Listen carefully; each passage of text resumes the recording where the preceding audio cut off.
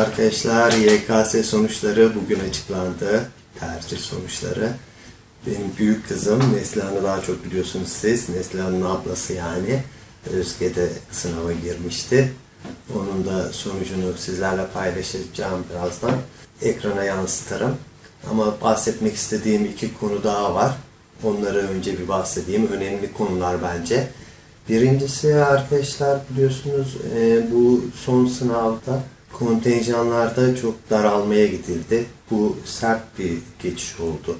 Kontenjanlar zamana yayılarak daraltılacağını aynı bir şekilde düşürüldü. Bazı bölümlerde özellikle hukuk, eşit ağırlık bölümlerinde çok hissedildi bu. Bu şekilde olması, yani sert bir geçiş olması sınav sonucunda tabii tercih sonuçları açıklanınca bazı kişilerde hayal kırıklığına sebep oldu. Mesela yorumlara baktım, epey yorum okudum. Yani 300.000 sıralaması varmış. 700.000 sıralamalı yere giremediğini söylüyor mesela. Ona benzer çok örnek var. Yani bu kontenjan düşürülmesinin birden yapılması, yani yıllara dağıtılmaması böyle bir etkiye neden oldu arkadaşlar. Benim gözlemlediğim nedenlerden biri bu. Şimdi ikincisi daha önemli bir konuya bahsedeceğim. Ortaöğretim başarı puanı uygulaması var.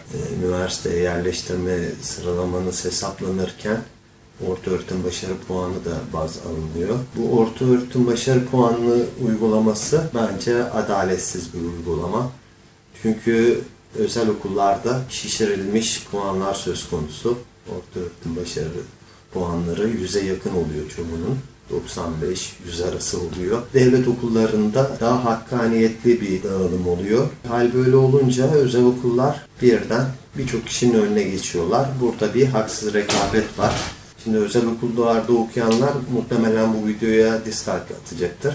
Ama ben hakkı yenmekte olan, özellikle devlet okullarında okuyanların hakkını savunmak için bu konuya değinmek istedim. Konuya çok fazla değinen yok ama önemli bir konu. Burada mağduriyet yaşayan kişilerin de sesini çıkarması lazım. Çünkü hakkınız yeniyor ve siz daha çoğunluktasınız.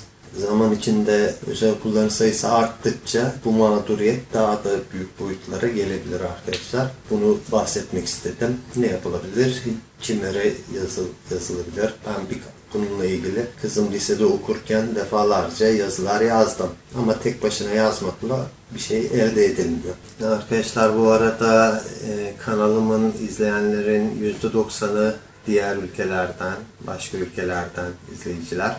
O yüzden Türkiye'deki sistemi de kısaca bahsedeyim ki o izleyenler de anlasınlar. Bizim ülkemizde üniversiteye girişler sınavla oluyor. Sınavdaki başarı durumuna göre, başarı sıralamana göre yerleşiyorsun. Üniversite öncesinde lise eğitimi var. Lisedeki ortaöğretim başarı puanında üniversiteye yerleştirmede bir kriter olarak kullanılıyor. Yaklaşık 2.700.000 kişi katıldı bu sene sınava. Yani rekabetin yüksek olduğu bir alan diyebiliriz üniversiteye giriş. Şimdi arkadaşlar kızımın sonucunu ekrana da vereyim. Kızım normalde 8.000 sıralama yanmıştı ama ortaöğretim başarı puanı uygulaması yüzünden 13.000. oldu. İşte bu adaletsiz uygulama yüzünden 5.000 kişi kızımın önüne geçmiş oldu. YKS sınavında 500.000, 600.000 olan kişiler var. O kişilerin ortaöğretim başarı puanına bakıyoruz. Onlarınki daha yüksek olabiliyor. Mantıken düşünüyorum, ortaöğretim başarı puanı bu kadar iyi olan bir öğrenci niye üniversite sınavında 500.000, 600.000, hatta daha üstü de olabilir, öyle sıralamalara kaldılar. Yani burada şişirilmiş ortaöğretim başarı puanı göze hemen çarpıyor. Üniversite sınavına girenlerin çok büyük bir bölümü tercih yaparken bölümlere başarı puan sırasına göre sıralıyor. Yani en yüksek puanlı bölüm tercih edeceği en üstte oluyor. O sıralamaya göre aşağı doğru yazıyor. Birçok kişi öyle yapıyor. Kızım daha çok idealleri doğrultusunda bir tercih oluşturdu. Ve en çok istediği bölüm de psikolojiydi. Ülkemizde psikoloji eğitimini en iyi seviyede veren üniversitelerden birini kazandı. Gerek köklü bir okul olması, gerekse eğitim görevlilerini göz önüne bulundurduğumuzda gerçekten çok iyi bir üniversite kazandı. 2.700.000 kişi arasından kızımın 8.000. olması büyük başarı. Ortaöğretim başarı puanıyla da 13.000'e geri atıyor. Yine de çok büyük bir başarı. O yüzden kızımı da tebrik ediyorum. Üniversitede başarıların devamını diliyorum. Arkadaşlar, siz de ortaöğretim başarı puanı uygulamasının adil olmadığını düşünüyorsanız bu konudaki görüşlerinizi yorumlara yazabilirsiniz. Hatta videoya beğeni bırakarak videonun daha ön plana çıkmasını sağlayabilirsiniz. Paylaşım yaparak daha fazla kişiye ulaştırabilirsiniz. Aynı zamanda bu videonun gelirleri tamamıyla kızımın eğitiminde kullanılacak. Ona da eğitim hayatında bir destekte bulunmuş olabilirsiniz. Sadece bir like bırakmanız veya paylaşım yapmanız yeterli olacaktır.